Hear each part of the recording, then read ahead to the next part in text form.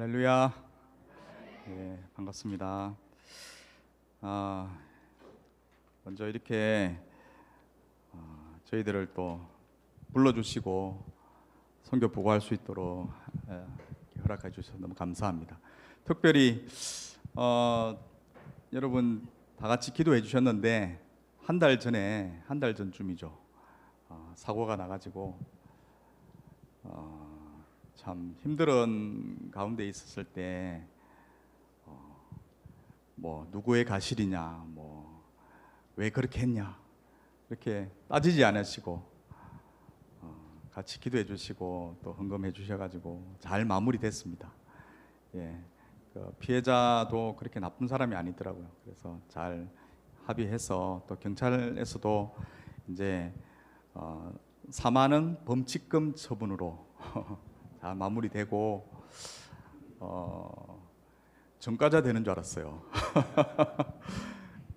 벌금만 내도 전과자라 하더라고요. 근데 범칙금 처분으로 이제 사건 종결 났다고 이렇게 이제 경찰로부터 그걸 받았습니다. 여러분 많이 기도해 주셔서 너무 감사하고, 선교사가 이렇게 약한 모습을 너무 부족한 모습을 보여서 또 한편으로 너무나 죄송한데, 그래도 오늘 이 말씀을 사실 이렇게 안식월 나오기 전에 준비한 말씀이에요. 와가지고 여러 교회에서 나누고 한 말씀인데, 하나님께서 저에게 먼저 이 말씀으로 그런 사건이나 그런 약함을 준비시키신 것 같아요. 그래서 평소 때 같았으면 낙심이 많이 되고 힘들어서 내가 이거 선교 계속 해도 되겠나 이럴 정도로 힘들었을 것 같아요. 그래서 내가 다시 돌아갈 수 있을까 막 고민했을 건데, 하나님께서 이 말씀으로 미리 딱 준비를 시켰습니다. 약함 가운데 하나님께서 그리스도의 능력을 임하시고 그 능력으로 하는 거지 우리의 뭐 힘이나 능력이나 우리의 지혜로 하는 것이 아니다는 걸 이번에 깨닫게 되는 그런 귀한 시간이었습니다. 너무나 감사합니다. 먼저 이제 말씀을 나누기 전에 기도를 좀 했으면 좋겠는데요. 저희가 요르단 뭐 나가도 에서 왔는데 거기 중동, 요르단 그리고 그 인근 지역을 위해서 한번 기도를 했으면 좋겠습니다. 여러분 뉴스를 통해서 많이 들었잖아요. 이스라엘과 이란 뭐 미사일 쏘고 하는데 요르단이 딱 중간에 있어가지고 그 미사일이 날아가고 이렇게 폭파되고 하는 게 다 보입니다. 눈으로 보일 정도로 그렇고, 그리고 요르단 위에는 시리아 2011년도 아랍의 봄으로 내전이 시작되어서 1년 전에 이제 내전이 종식됐는데 지금 극단 무슬림 사람들이 정권을 잡았어요. 그래가지고 기독교인들 특히 이전 정권에 하고 지냈거든요. 기독교인들이 그 사람들이 많이 죽임 당하고 박해를 당하고 있습니다. 그리고 이집트, 수단 그 중동 일대가 끊이지 않는 전쟁, 그리고 팔레스타인은 지금 뭐 거의 항복한 수준이지만 계속해서 이스라엘이 계속해서 이제 그 사람들을 이렇게 괴롭힌다 할까요? 어떻게 표현해야 될지 모르겠는데 끊임없이 이렇게 고통을 당하고 있습니다. 여러분 마지막 때에 하나님의 마지막 때를 준비하는 그런 신호인 것 같고, 한편으로는 많은 난민들이 그 전쟁이나 그 내전으로 인해서 일어나고 있어요. 이 난민들은 그 시리아 사람이 시리아에 있을 때는 복음을 받아들이지 않습니다. 마음이 너무 완악한데 그 사람들이 난민으로 터키나 요르단으로 레바논으로 흩어지는데 거기서는 선교사들이 말씀을 전하면 그 말씀을 정말 받아들이고 그리고 부흥이 일어나고 그런 사건이 있습니다. 그래서 하나님께서 이 마지막 때에 아랍 민족을 난민이라는 그 도구를 사용해서 복음을 전하시는 것 같습니다.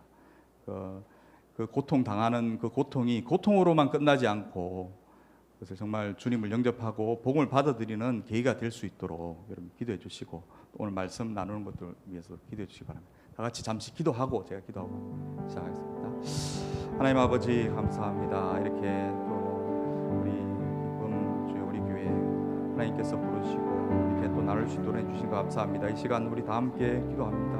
하나님 아버지 중동과 요르단과 아버지 그 인근 모든 국가들 정말 하나님께서 얼마나 사랑하시는 주여 그 땅인지 주님께서 아십니다. 하나님께서 주님께서 이 모든 전쟁과 기근과 하나님 아버지 여러 내전을 통해서 아버지 많은 난민을 불러일으키시고 그 난민을 통해서 또 하나님의 놀라우신 역사와 그 복음이 주어 전하게 하시니 감사합니다. 하나님 아버지 주님께서 사용하시고 이 모든 것을 통해서 정말 주님의 날이 앞당겨지고 아버지 모든 영혼들이 주님께 돌아오는 놀라운 주여 아버지가 될 수 있도록 은혜 내려 주시기를 원합니다. 하나님 아버지 이 시간 주성님께서 주여 우리 주장하여 주시고 아버지 하나님 앞에 나갈 수 있도록 은혜 내려 주시옵소서. 하나님 아버지 감사를 드립니다. 오늘 우리 가운데 성령께서 온전히 주장하여 주시고 아버지 하나님 마음을 알려주시고 그만 될 수 있도록 은혜 내려 주시옵소서. 주님을 이끌어 주시옵소서.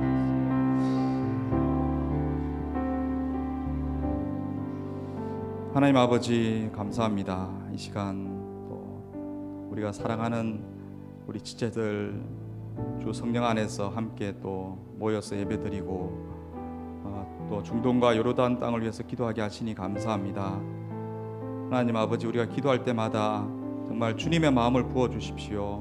그 땅을 향하신 주님의 마음, 정말 초대교회 때 주님의 복음이 왕성했던 그 땅에 지금은 96% 이상의 그런 무슬림으로 가득 차 있는 그 땅입니다. 하나님께서 불쌍히 긍휼해 주시고 많은 전쟁과 내전을 통해서 또 난민이 일어나고 있는데 아버지 그 고통하는 백성들을 불쌍히 여겨주시고 단순히 고통으로 끝나는 것이 아니라 그것이 주님의 복음을 받아들이는 도구가 되고 통로가 될 수 있도록 하나님께서 은혜 내려 주시옵소서.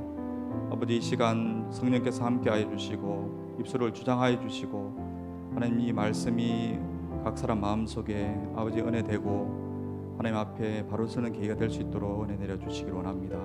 감사를 드리며 예수님의 이름으로 기도합니다. 아멘.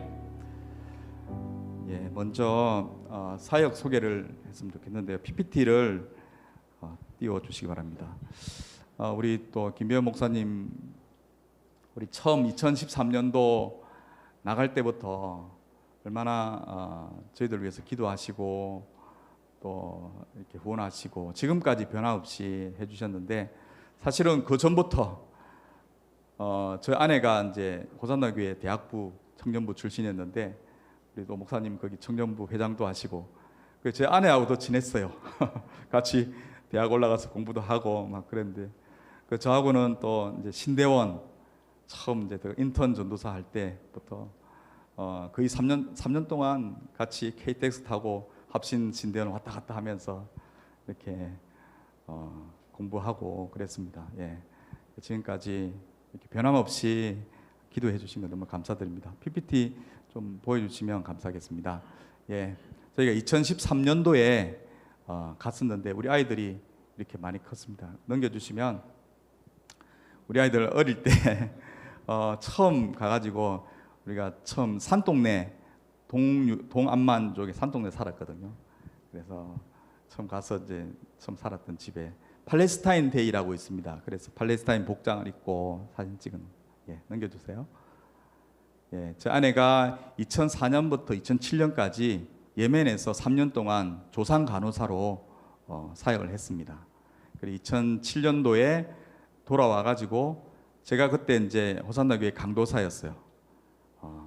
이제 목사가 되려면 결혼을 해야 되기 때문에 소개를 받아가지고 이제 만났는데 저는 이제 만나는 사람만 여러 번 좀 만났는데 만난 사람마다 선교 이야기하면은 그 자매들이 다 이렇게 도망가더라고요. 근데 제 아내가 이제 예멘에서 갓 돌아와가지고 소개를 받으니까 그 마음이 딱 맞았던 것 같아요. 선교에 대한 마음이. 예. 넘겨주세요. 예, 요르단 여러분 다 아시죠? 요즘 너무 유명한 곳이고, 예, 넘겨주시면 이렇게 시리아, 이라크, 사우디아라비아, 이집트 그리고 바로 요르단 강을 중심으로 동쪽이 요르단, 서쪽이 이스라엘 그렇습니다. 예. 넘겨주세요. 저희가 또 속한 단체가 웩이라는 단체고 또 합신도 같이 이제 같이 듀얼 이중 멤버십으로 이제, 넘겨주세요. 저희 이제 단체가 이렇게 많이 있습니다. 암만, 그리고 마프락, 이르비드, 레바논, 이라크, 넘겨주세요. 이렇게. 그리고 처음 우리가 가서 난민 사역을 주로 했습니다. 2013년도에 갔는데 2011년도에 시리아 내전이 났잖아요. 그래가지고 2013년도에 거의 한 해 동안 60만 명 이상 시리아 난민들이 요르단으로 넘어왔습니다. 그래서 처음 가서 난민 사역하고, 그다음에 무슬림 전도, 집시 사역, 클리닉 사역, 크리스찬 사역 했고요. 그다음 넘겨주시면, 근데 하나님께서 2017년도에 마다바라는 지역에 마음을 주셨습니다. 그래서 거의 1년 동안 정탐 여행을 다니고 매주 이제 한 3-4번 정도 차를 타고 가서 또 배낭 메고 가가지고 그 지역을 돌아보고 그랬습니다. 넘겨주시면, 그래서 현지인 방문을 했고요.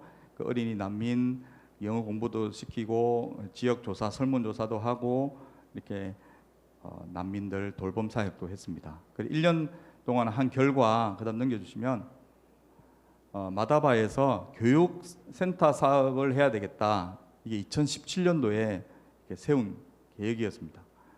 지금 제가 이제 이렇게 발표하려고 딱 보니까 하나님께서 2017년도에 이런 비전을 주셨구나.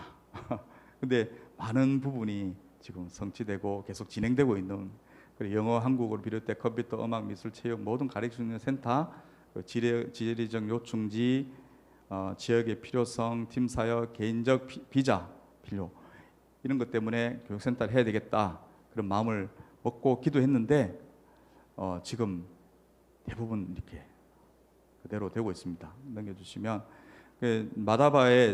마다바부터 해가지고 저 마안 있잖아요, 밑에 동그라미 있는데, 마다바에서 알카락 요 사이가 이제 중부 지역이고 마안까지 이렇게 중부 지역인데, 여기는 근본주의 무슬림 사람들이 살고 있는 지역이라서 교회도 거의 없고 사역자도 거의 없습니다. 그래서 우리가 암만에 지금 이제 코로나 끝나고 암만으로 다시 이제 들어갔는데, 암만 지역에 두 팀으로 나눠져 가지고 이 중부 지역을 위해서 기도하고 준비하는 팀이 있습니다. 그래서 저희가 그 팀에 소속이 돼 있고 그렇게 중부 지역을 위해서 기도하고 사역하고 있습니다. 그리고 BBA 센터, 2021년에 우리가 안치경을 마치고 들어갔어요. 근데 여러분 다 아시는 것처럼 제 아내가 이제 간 수술을 했잖아요. 그게 한 70% 제거하고 하는 수술을 2021년 11월에 이제 발병해서 2022년 1월달에 수술을 했는데, 그리고 그 수술을 마치고 돌아와서 2022년 8월쯤 이제 BBA 센터, 빅 브랜치 아카데미, 마가복음 4장 31절에 32절, 작은 씨앗이 자라서 큰 나무가 되고 많은 새들이 깃든다, 이런 비전을 가지고 이제 BBA 센터를 시작했는데, 아랍어 학원이에요. 아랍어 교사들을 고용해서 이제 선교사들, 사역자들에게 가르치는 그런 사역을 하고 있습니다. 그래서 직업의 정체성을 위해서 저희가 마다바에 한 1년 6개월 정도 살다가 이제 안식년 때문에 나왔는데, 들어가서 살다 보니까 더 힘들더라고요. 암만에서 차를 타고 왔다 갔다 할 때는 몰랐는데, 마다바에 살다 보니까 마다바에 한국 가정이 거의 뭐 한 가정하고 싱글 한 분 이렇게밖에 없거든요. 그러니까 눈에 너무 띄는 거예요. 저 사람이 뭐 하는 사람인가 하면서 되게 경계하고 뭐 복음 전하기도 쉽지 않았는데, 그래서 마다바의 BBA 학원 원장이다 이러면 지금은 이렇게 다 인정해주고, 그리고 초청도 하고 이렇게 더 깊은 관계를 맺을 수 있게 되었습니다.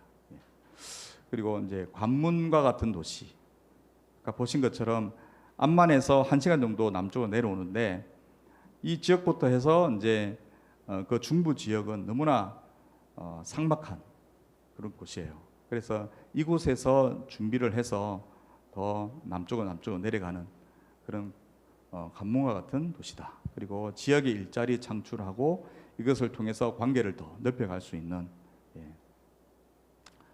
그래서 이제 2020년 8월달에 이렇게 세미나를 했습니다. GPA라고 전통적인 그런 방식 있잖아요. 문법부터 공부하는 우리나라 영어 교육 방식.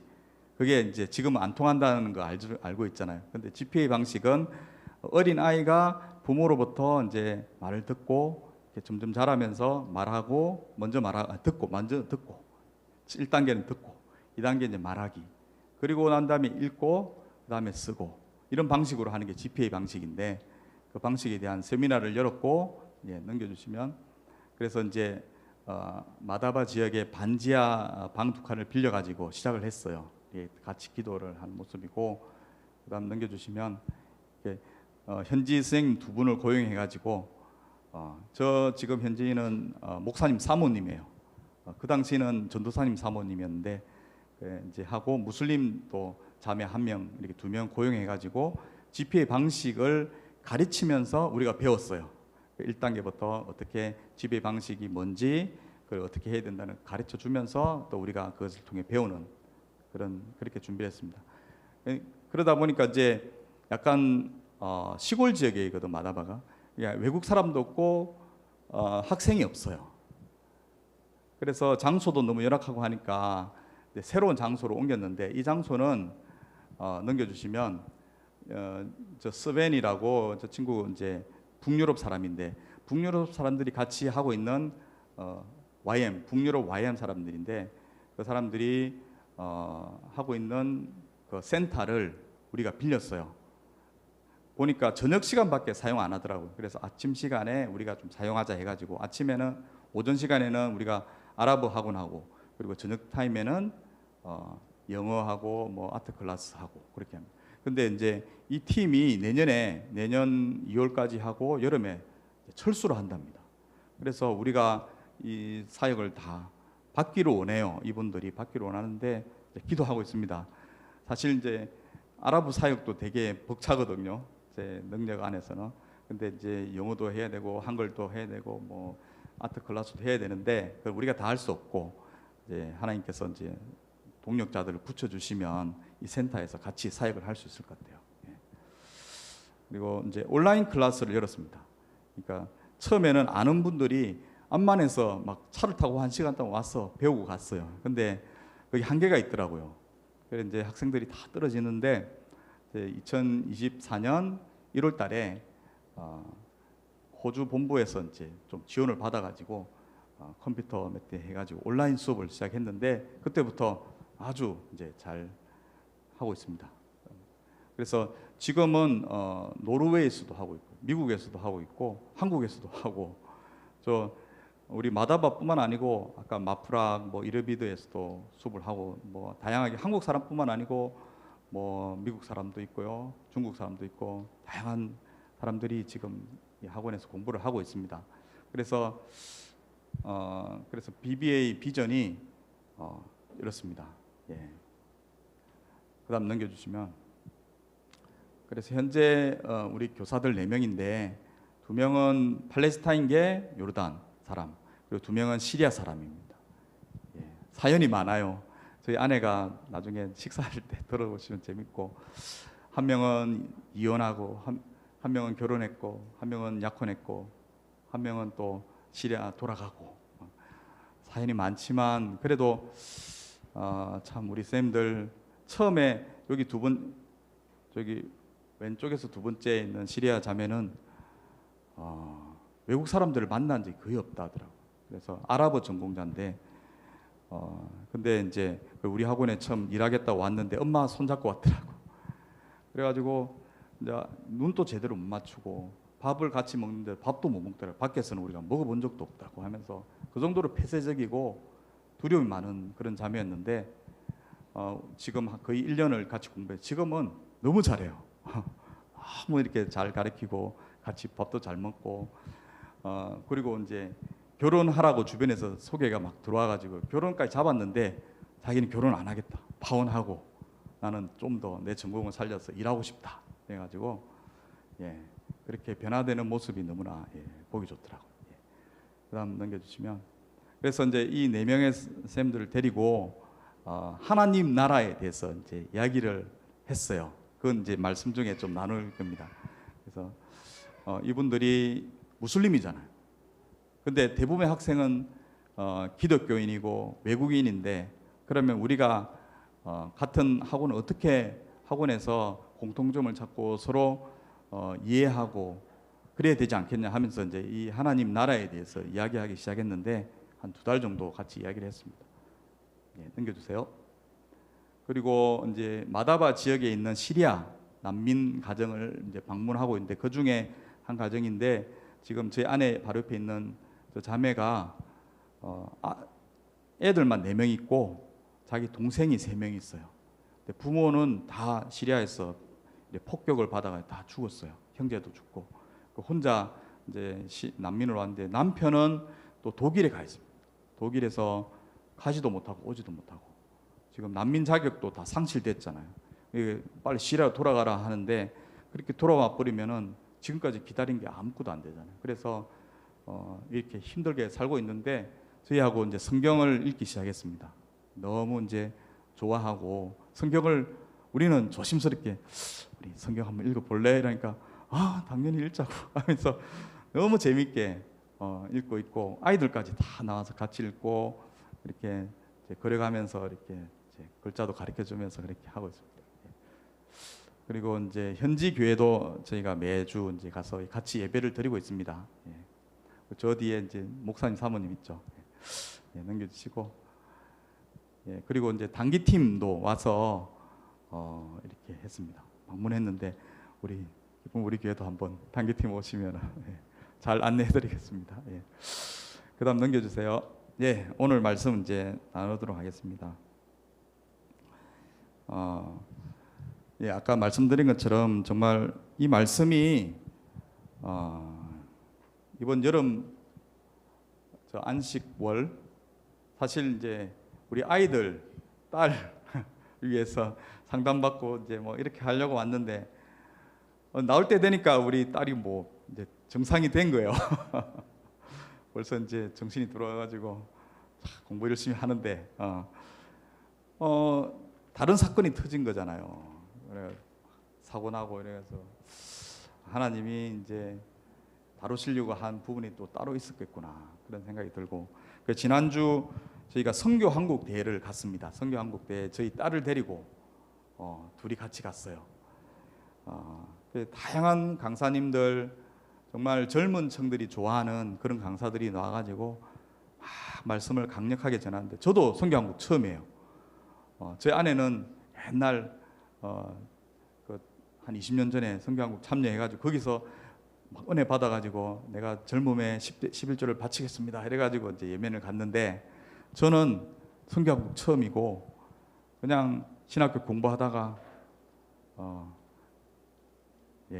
그래서 이제 어떻게 이렇게 갔는데 선교 한국을 가니까 그 많은 목사님들이 정말 강력하게 그렇게 젊은 청년들, 대학생들을 막 도전을 하시더라고요. 저도 많이 도전을 받았는데, 근데 다양한 메시지인데 결론은 한 가지더라고요.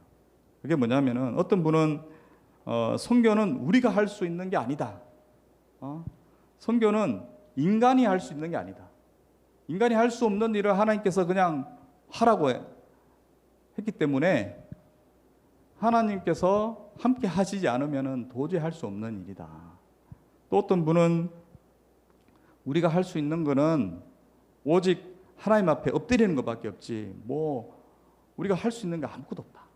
또 어떤 분은 선교 한국의 역사를 쭉 한국의 선교 역사를 쭉 이야기하시면서 언더우드 아펜젤러 하면서 이제 양아진 뭐 말씀하시면서 정말 그분들이 와가지고 어린 애들이 풍토병으로 죽고 막 무덤에 묻혀 있는 그런 사진을 보여주시면서 이러한 희생을 통해서 이러한 그 선교사들의 연약함을 통해서 하나님께서 이렇게 우리나라 우리 민족을 특별히 선택하셨고 이렇게 많은 선교사를 보내는 나라로 세우셨다고 하나님께서 하셨다고 하면서 결론이 약한 데서 약한 곳에 임하시는 하나님의 그 능력, 그리스도의 능력이 임하시고 그 능력을 통해서 하나님께서 일하신다. 그걸 계속 도전하더라고요. 거기 모여 있는 청년들이 얼마나 뜨거운 마음으로 내가 선교사 나가겠다 하고 나왔는데 그걸 얼마나 그 선교사 나가면 힘든지 그 현실을 막 이야기하시면서 이런데도 나가겠느냐. 그렇지만 하나님께서 능력 주시면 할 수 있다. 우리가 강해서 하는 게 아니고 우리의 지혜로 하는 게 아니고 하나님께서 능력 주셔야지 할 수 있다. 이렇게 공통적인 그런 메시지를 하시더라고요. 그래서 이 말씀을 이제 요르단에서 나오기 전에 준비하면서 저도 책을 한 권 읽었는데요. 아까 PPT 요거 넘기시면 길 위의 영성이라는 책도 그 약간 비슷한 그런 내용입니다. 원래 원제는 영성이에요. 영성이고 5개의 이 챕터 장으로 되어 있는데 첫 번째 길 위의 영성. 첫 번째 이제 제목을 저 갈로로 되어 있는 거는 한글 번역하면서 한글 번역을 붙였더라고요. 제목을. 근데 그 제목은 조금 안 맞는 것 같아요. 읽어보니까 요 영어로 된 앞에 있는 부분이 더 맞는 것 같더라고요. 그래서 그 각 장에 이 책을 지은 분이 데이비드 보시라는 분이에요. 데이비드 보시라는 분인데 이분은 변화하는 선교라는 아주 유명한 책을 지은 분입니다. 우리 선교학과 그리고 웬만한 이제 선교하시는 분들은 필독서로 읽어야 되는 책인데 이 책은 초대교회 때부터 해가지고 지금까지 선교가 어떻게 이렇게 흘러왔고 변해왔고 그리고 앞으로 우리는 어떻게 선교해야 될 것인가 그거를 이제 진단을 한 책입니다. 그러니까 초대교회 때, 로마 시대 때, 중세 때, 그리고 제국주의 시대 때, 그리고 지금 막 자유주의가 막 판치는 그런 시대 때 어떻게 선교가 되어 왔는지. 근데 그때마다 사람들은 많은 시도를 했는데 많은 시행착오도 했다는 거예요. 그게 뭐냐면은 힘을 가지고 로마 시대 때 힘을 가지고 중세 때 그러면 다 크리스찬 세계잖아요. 그리고 제국주의 시대 때 특히 막 쳐들어가 가지고 힘으로 정복하고 돈으로 자기 지식으로 막 그렇게 한 선교가 제대로 된 선교는 아니었다. 그러면은 우리가 어떻게 하는 선교가 제대로 된 선교고 선교사의 영성은 어떻게 해야 될 것인가? 어떠한 영성으로 선교를 해야 될 것인가? 그런 내용이 이제 아까 길 위의 영성이라는 책입니다. 그 보면 1장에 보면은 길 위의 영성. 왜 이름을 길 위의 영성이라 지었냐면 우리가 선교 나가는 사람들 여러분 선교사 하면 엄청 막 바울 사도처럼 대단한 사람 요즘은 그래 생각 잘 안 하더라고요. 옛날에는 몇십 년만 전만 해도 막 슈퍼맨처럼 여기고 막 대단하게 여기는데 그렇지 않다는 거예요. 우리가 선교사나 목회자나 그리고 우리가 교회 다니는 사람들 다 성도들이나 다 마찬가지인데 우리가 예수 믿었다고 완성된 그런 영성을 가진 자들이 아니라는 거예요. 사도 바울도 처음 예수님 만났을 때 다메섹 도상에서 예수님을 만났잖아요. 그때 그 모든 선교사로 영성을 완벽히 갖추어졌느냐? 그게 아니라는 거예요. 이게 이제 사도 바울이 그 이후에 20년간 아시아 지역을 선교하고 그리고 유럽으로 가서 선교하고 하면서 그 선교하는 가운데 그 선교지에 사람들을 통해서 배우고 가르치고 하면서 그 영성이 그 선교사로서의 지식이 하나님 마음을 알아가는 것이 점점 완성되어 갔다는 거예요. 그래서 선교사의 영성 그리고 크리스찬의 영성은 완성된 영성이 아니에요. 예수 믿었다고 내가 오늘 세례받고 내가 오늘 성령의 불 받고 내가 오늘 회심했다고 완성됐다는 게 아니에요. 거기서부터 시작이고 거기서부터 점점 완성되어 가는 그래서 길 위의 영성이에요. 길 위의 영성. 그리고 두 번째는 행복한 포로. 근데 이 선교사의 여정 그리고 크리스찬의 여정이 우리가 자발해서 한 것이 아니라는 거예요. 어떤 분은 뭐 태어나 보니까 뭐 예수 믿는 가정에 태어나고 목사 가정에 태어나고 어떤 선교사 가정에 태어나고 또 어떤 분은 막 예수 믿기 싫었는데 하나님 억지로 잡아가지고 막 예수 믿게 한 사람도 있고 또 어떤 사람은 자원해서 막 믿는다 했는데 또 하나님 실망하고 떠났다가 다시 또 돌아온 사람들. 그래서 자발적으로 하는 게 아니에요. 하나님께서 포로로 잡았다 이거죠. 포로로 이제 옛날에 저기 로마 군대들이 막 가면은 막 전쟁하고 이제 로마 군인들은 다 죽이고 여성들이나 애들은 포로로 잡아가잖아요. 그래가지고 잡아가지고 로마 그 자기 영토로 돌아올 때 막 향을 피우면서 막 기뻐하고 즐거워하고 막 그런데요. 근데 그 포로들이 기쁜 거예요. 자기의 그런 삶보다 포로로 잡혀온 삶이 더 기쁘다는 거예요.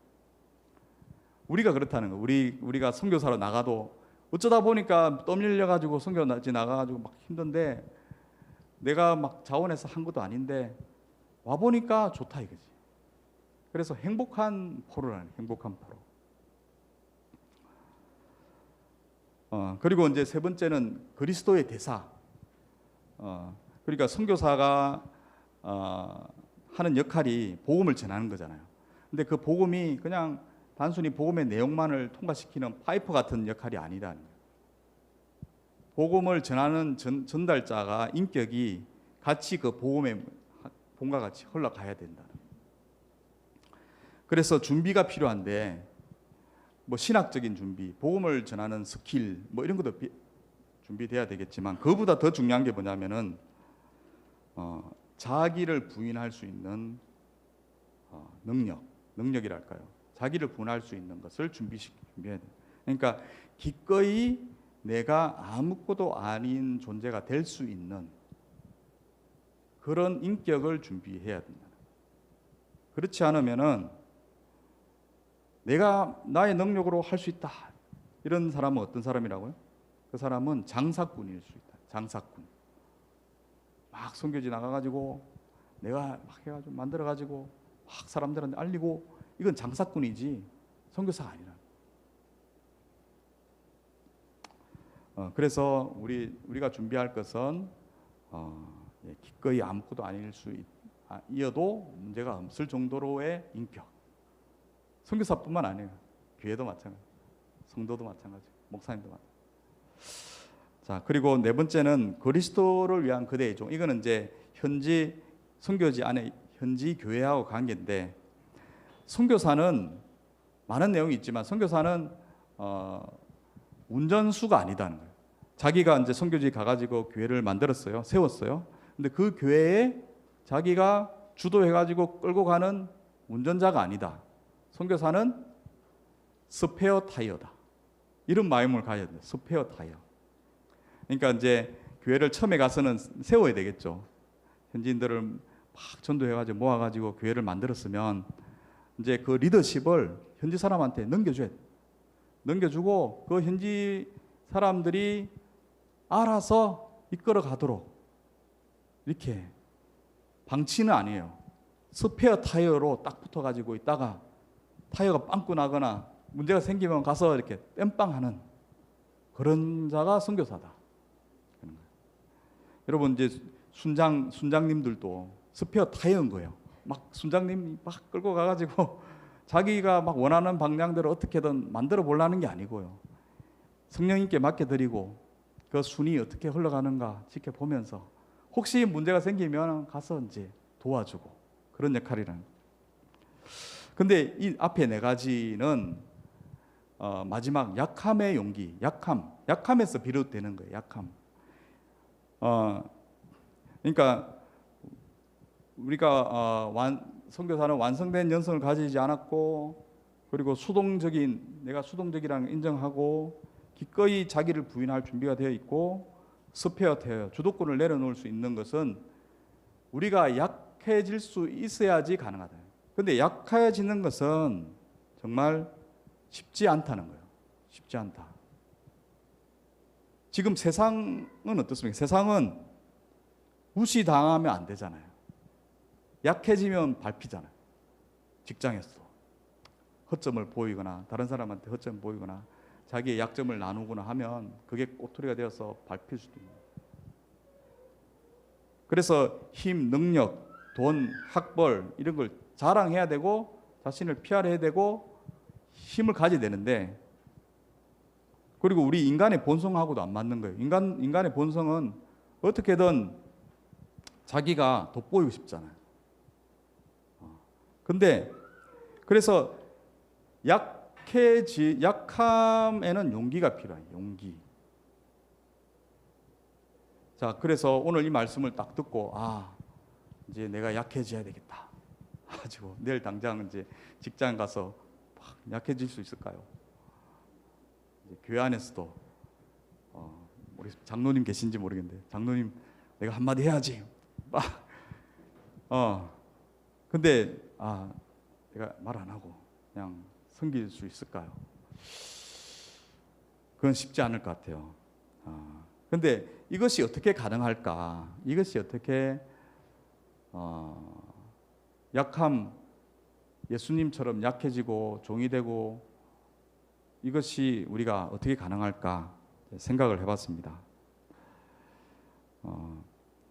그래서 우리 아까 제가 보여준 것처럼 우리 선생님들 대상으로 이제 빅브랜치 아카데미가 무엇인지 그리고 하나님 나라가 무엇인지 나누었댔잖아요. 그 나눈 부분에 대해서 좀 이야기를 할게요. 그리고 우리 선생님들한테 제가 이제 물어봤어요. 우리 학원 정신이 뭐냐? 이름이 빅브랜치 아카데미인데 그 의미를 아느냐? 사실 이제 처음 우리 선생님들 뽑을 때 이야기를 다 했어요. 뽑을 때 오리엔테이션 할 때 빅브랜치 아카데미는 작은 씨앗이 점점 커져서 성경 구절까지 보여주면서 이야기를 했거든요. 근데 월급을 이제 매달 주면서 물어보는데 모르겠다는 거야. 그래, 2명은 좀 모르는 눈치고 2명은 고개만 끄덕끄덕 하더라고. 그럼 이야기해 보라니까 몰라 이라는 거야. 그래가지고 안 되겠다. 그래서 이제 목요일이 이제 그 주말이거든요. 제일 마지막 목요일 날 한 2시간 정도를 시간을 내 가지고 그러면 우리 학원의 정신에 대해서 한번 이야기해 보자. 그렇게 했습니다. 그래서 우리 선생님들은 다 무슬림이고 학생들은 다 크리스찬이고 뭐 선교사들인데 선교사인지는 모를 수도 있고 뭐 알 수도 있어요. 근데 그래서 우리가 서로 종교도 다르고 서로 이제 그게 다르니까 공통점을 좀 찾아보자. 그래서 그것을 극복하고 우리가 잘 해야 되지 않겠냐 해가지고 공통점 찾기를 처음 시작했습니다. 모아놓고 처음에는 바로 뭐 예수님 이야기 이렇게 안 들어가고요. 이제 다이어그램 있잖아요. 2개 해가지고 이슬람과 크리스찬이 다른 점이 무엇인가, 공통점은 또 무엇인가. 그러면서 이제 너희들이 제일 인정하기 어려운 거, 삼일체, 뭐 예수님의 신성, 뭐 교회에서 뭐 하는 그런 거, 그건 너무 못 받아들이지. 그리고 우리도 사실 너희들 무함마드 뭐 그거 잘 못 받아들이고 라마단에 막 금식 기도하는 거 그거 잘 이해가 잘 안 되고 그리고 모스크 가서 막 기도하고 막 절하고 그런 거 잘 못 받아들이겠어.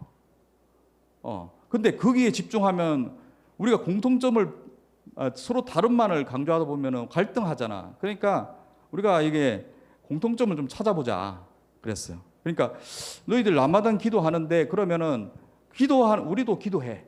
그럼 기도는 공통점이야. 기도. 하나님 기도하는 공통점이지. 그리고 가난한 사람 돕는 거 너희도 꾸란에도 가난한 사람 도와라 했고 성경에도 가난한 사람 도와라 했잖아. 하면서 꾸란에 한 구절 성경의 한 구절 가져와 가지고 비교를 딱 했어요. 그리고 다른 사람 이제 사랑하고 그리고 하나님에 대한 그런 무슬림들도 어째 보면은 기독교보다 더 이제 좀 보수적인 동성애 같은 거 있잖아요. 동성애 반대하고 이런 거는 더 반대하거든요. 그런 우리가 공통점이 이렇게 많다 하면서 이제 이야기를 쭉 하기 시작했습니다. 그래서 이제 그 중에 이제 언어가 우리가 너무 다른데 너희들 꾸란에 보니까 하나님께서 언어를 다양하게 만드셨다 이렇게 기록되어 있거든요. 근데 왜 언어가 이렇게 바뀌었는지 그거는 안 나와 있잖아. 근데 우리 성경에 보면은 바벨탑 사건이 나와 있거든. 그래가지고 쭉 성경 읽고 왜 하나님께서 이렇게 언어가 달라졌는지, 언어가 달라진 게 축복이겠어 저주겠어 물어봤어요. 그러니까 저주 같기도 하고 막 이러더라고. 그러니까 처음엔 저주였지만 결국은 축복이었다. 왜냐하면 언어가 다 똑같아 봐. 세계에서 언어가 다 똑같으면은 이 세상이 진짜 하나로, 그 정점에 있는 사람은, 미국이 지금 엄청나게 힘이 강한 이유도 언어가 지배하고 있기 때문에. 그래서 언어를 이렇게 흩으신 거는 하나님 축복이고, 그리고 너희들이 학생들에게 아랍어를 가르치는 것도 축복의 통로다. 하나님께서 너희들을 축복의 통로로 사용하시고 있다 하면서 이제 격려도 하고 그런 시간을 가졌습니다. 근데 이 우리 4명 교사가 너무 똑똑하거든요. 우리 서울대 같은 그 요르단 대학 출신들이고 그래가지고 내가 어떤 말을 하고자 하는지 그걸 이미 알고 있어가지고 그럼 바로 치고 들어오더라고요. 예수님이 하나님이냐? 삼일체 그 뭐냐? 하면서 막 물어보기 시작하더라고요. 그러면서 그러면 예수님에 대해서 한번 이야기해보자 해가지고 꾸란에도 보면 예수님은 하나님의 말씀이다 이런 구절이 있어요. 예수님은 하나님의 빛이다. 예수님은 하나님의 영이다. 이런 표현이 있어요. 예수님 보고. 예수님이 동정녀 탄생하셨고 예수님은 다시 마지막 날에 다시 오시고 심판하러 오신다. 이렇게 기록되어 있습니다. 그래서 너희들도 예수님을 이렇게까지 높이는데 꾸란에 보면은 예수님이 어떤 일을 행하셨는지 어떤 말씀을 했는지 안 나와 있잖아. 그냥 그렇게만 나와 있거든요. 그래서 그러면 성경으로 가서 예수님이 어떤 말씀을 하셨는지 알아보자 하면서 근데 예수님 말씀의 대부분은 하나님 나라에 대해서 말씀하셨다. 하나님 나라. 그 하나님 나라는 아까 우리 비비의 학원 여러 하나님 나라의 비유가 많지만 비비의 학원도 하나님 나라에 대한 하나의 비유이다. 하나님 나라는 작은 씨앗에서 시작해가지고 점점 나무가 커져서 큰 나무가 되고 많은 새들이 깃드는 것이 하나님 나라다. 그래서 이렇게 하나님 작은 데서 시작하는 게 하나님 나라다. 보잘것없어 보이고 그리고 서로의 종이 되고 배려하고 섬기고 이것이 하나님의 나라다 그랬어요. 그러니까 이제 거기서 딱 브레이크를 걸더라고. 자기들이 생각하는 하나님 나라는 그게 아니라는 거예요. 자기들이 생각하는 하나님은 종이 되고 죽고 섬기고 그런 하나님이 아니래. 자기들의 하나님은 오직 유일신 하나님입니다. 알라. 유일신은 우리 인간의 이성으로 생각했을 때 최고 정점에 있는 그런 존재잖아요. 홀로 있는 존재. 영원토록 홀로 있었던 존재. 누구를 위해 죽고 배려하고 낮아지고 섬기고 그런 존재가 아니라는 거예요. 그렇기 때문에 하나님 나라는 힘센 자가 약한 자를 도와주고 돌보는 게 하나님 나라지 너희들처럼 누구를 위해 죽고 종이 되는 거는 하나님 나라가 아니다. 그러면서 제가 깨달았어요. 삼일체 하나님에 대해서. 사실 이제 신학 공부할 때 우리 막 그 조직 신학, 신론, 삼일체 막 달달달 외워가지고 막 시험 쳤는데 그때 진짜 야 이거 누가 이렇게 복잡하게 만들었나? 삼일체 이거. 그 신학자들 머리도 참 좋네 하면서 이제 막 투덜투덜하면서 외웠어요. 그리고 야 삼일체 부정한다고 막 이단 정제시하고 하는 거 보면서 좀 심한 게 아닌가. 그냥 하나님 잘 섬기면 되지 않나. 이런 생각까지도 가졌거든 사실. 그런데 제가 이 사건을 통해서 삼일체가 얼마나 중요한지 알게 됐어요. 그러니까 그들이 믿는 유일신 하나님, 그 알라와 우리가 믿는 이 삼일체 하나님은 정말 1%도 같지 않더라. 삼일체 하나님은 어떻게 존재합니까? 성부, 성자, 성령. 성부께서 성자와 성령을 높이시고 배려하시고 성자 하나님 보고 히브리서에는 성자 하나님 보고 하나님이요 그럽니다. 성부 하나님께서. 그리고 성자 하나님께서는 우리 인간이 죄를 짓고 지옥에 갈 수밖에 없을 때 기꺼이 자신의 목숨을 내어놓으시고 그리고 오직 성부 하나님의 말씀대로 이 땅에 오셨고 행하셨어요. 그리고 성령의 도우심을 기도하면서 매일매일 기도하면서 성령의 도우심을 구했습니다. 그리고 성령 하나님께서는 지금 성령 시대잖아요. 여러분, 성령 하나님은 절대로 자기 존재를 드러내지 않습니다. 어디 집회 가가지고 막 불 받아라 하면서 막 성령 하면은 그 성령님 맞나 이렇게 생각해야 돼요. 성령님은 절대로 자기를 드러내지 않습니다. 오직 성부와 성자, 특별히 성자 하나님의 그 구원 사역을 드러내시고 각 사람 심령 속에 예수 그리스도를 믿을 수 있도록 도와주시고 깨달을 수 있도록 하시는 분이 성령님이세요. 성부, 성자, 성령 하나님은 영원토록 계셨는데 영원토록 서로 높이시고 존중하시고 섬기시고 종이 되시고, 그래서 하나님은 사랑이라 말하잖아요. 하나님은 사랑하는 분 아니에요. 사랑도 하겠. 그러나 하나님은 사랑 그 자체인 거예요. 사랑이라. 그래서 알라는 사랑할 수 있겠죠.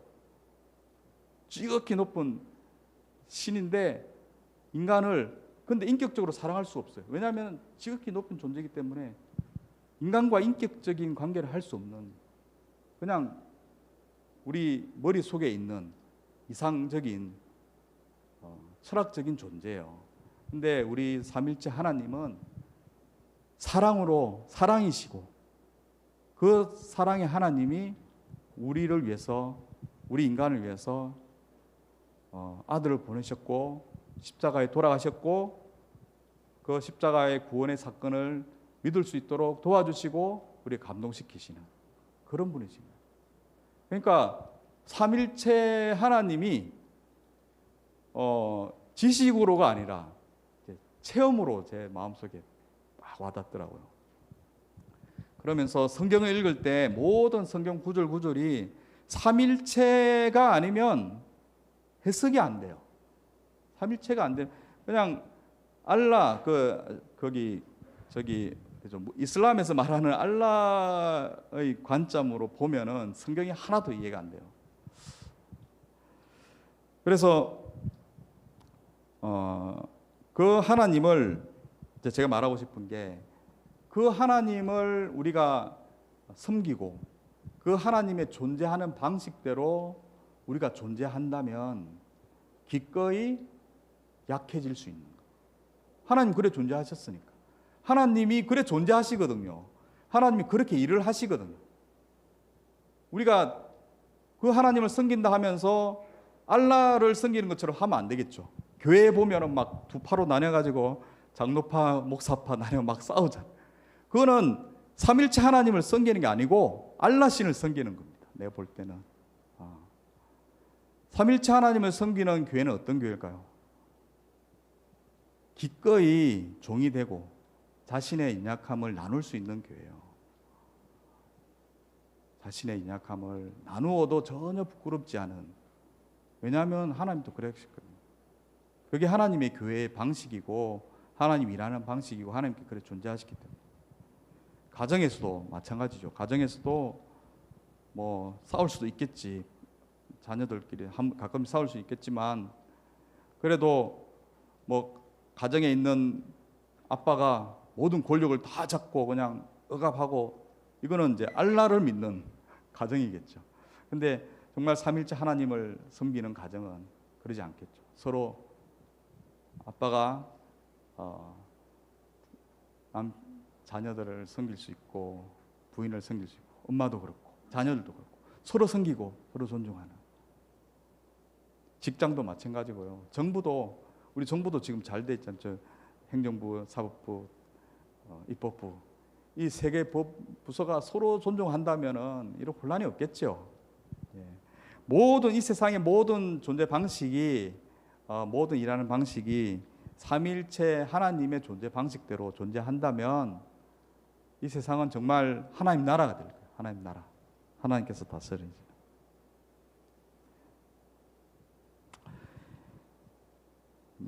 이것을 이제 깨닫고